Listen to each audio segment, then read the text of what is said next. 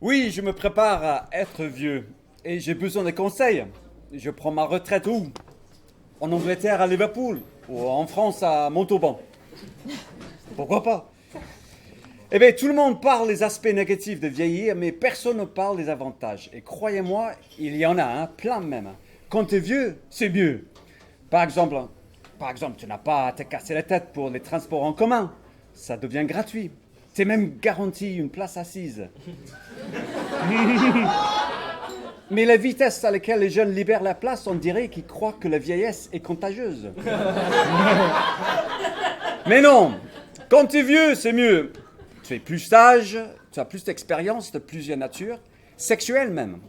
Tu connais toutes les positions de Kama Sutra. Tu les connais, mais tu ne peux en faire aucune. C'est là où on voit que l'expérience sert à rien, finalement. Oui, parce qu'entre faire l'amour avec une fille de 25 ans et une octogénaire, le choix est évident. L'octogénaire. Avec l'âge, tu peux te permettre d'être plus ridicule, léger ridicule. Tu peux t'en foutre de tout et de tous, tout en toussant.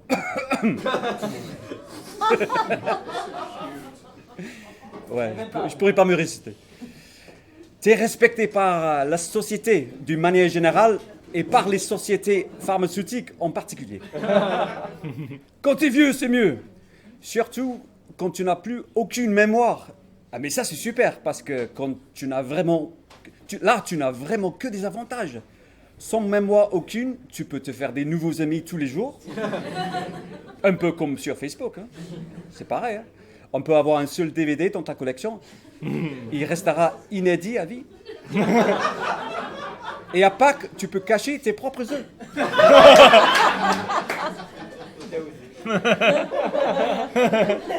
Mais le plus grand avantage de devenir vieux, c'est que si tu deviens vieux, ça veut dire que tu n'es pas encore mort. Mais ça ne saurait tarder. Tu as beaucoup de droits aussi. Le droit de se parler tout seul. Et oui, il faut que j'achète un poulet fermier, des pommes de terre et une baguette bien cuite. Tu as le droit de dire ton âge à tout le monde. Et j'ai 88 ans, vous savez. Tu as le droit de te mêler de ce qui ne te regarde pas. Et c'est un trottoir, pas une piste cyclable. Ah merde, pardon. Et surtout, tu as le droit de raconter ta vie à tout le monde. Et oui, quand j'avais ton âge, je prenais le vélo pour aller à Piccadilly Circus. Et oui, quand j'avais ton âge, je prenais le vélo pour aller à Piccadilly Circus. Ah oui, j'ai complètement oublié, tu as le droit de te répéter aussi. De répéter et péter aussi, ouais. Mais les changements physiques, ce n'est pas juste. Ce n'est pas juste une histoire de rides et de cheveux blancs. Si t'en restes, tu as aussi mal partout. Dès que tu te lèves, c'est pas juste ça. Tu as le dos courbé à la Quasimodo, la vessie de Depardieu, les intestins en pleine constipation, qu'on voit souvent dans l'expression de François Hollande en temps de crise. Le crâne se rétrécit, le disque dedans ne tourne plus comme avant. Et oui, le disque dur devient le disque mou. Et c'est pas la seule chose. Les ongles continuent à pousser avec l'âge, même les oreilles et le nez aussi apparemment. Mais ça sert à rien. Mais pas la bite. Oh Olivier.